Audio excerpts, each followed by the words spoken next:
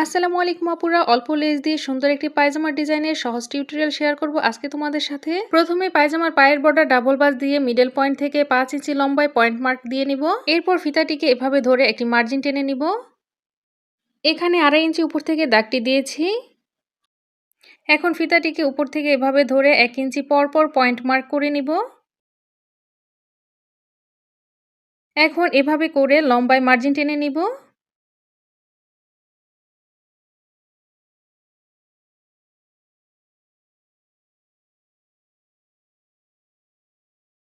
এখন পায়জামার কাপড়টিকে এভাবে ঘুরিয়ে এনে ডাবল ভাঁজ দিয়ে নিব। হালকা হাতে কাপড়টিকে ভাঁজ দিয়ে নিতে হবে এবং আস্তে আস্তে করে চাপ দিতে হবে। এভাবে করে ভাঁজ দিয়ে চাপ দেওয়ার কারণে এপাশেও চকের দাগ পড়ে যাবে, তো সেই অনুযায়ী মার্জিন করে নিব।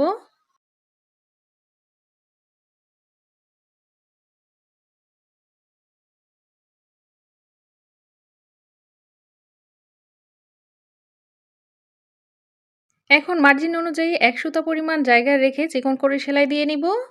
তো আপুরা, আরও ভালো রেজাল্ট পেতে তোমরা কাগজ পেস্টিং ব্যবহার করতে পারো, তবে যারা কম খরচে বাড়িতে পরার জন্য সিম্পল ডিজাইন তৈরি করতে চাও তারা এভাবেই তৈরি করতে পারো।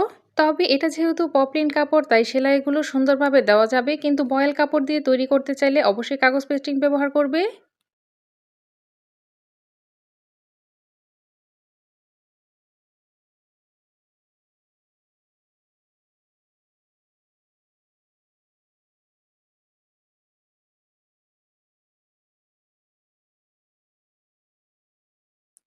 তো সবগুলো বিট এভাবে তৈরি করে নিয়েছি। এখন বেঁচে যাওয়া অল্প লেস ছিল সেটা নিয়ে নিব।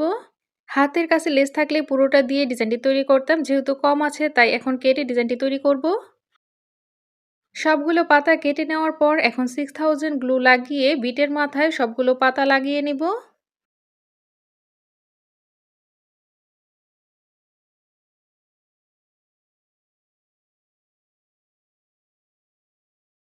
তো আপুরা দেখেন ফাইনাল লুক কত সুন্দর হয়েছে। তো আপনারা চাইলেও অল্প লেসে কম খরচে সুন্দর এই ডিজাইনটি তৈরি করে নিতে পারেন। দুটো পায়ের বর্ডারে আমি একইভাবে তৈরি করে নিয়েছি। এই অল্প একটু লেস দিয়ে সুন্দরভাবে ডিজাইনটি তৈরি করেছি। এখন আরেকটু টেকসই হওয়ার জন্য একেবারে সেলাই করে লেসগুলো বসিয়ে নিব।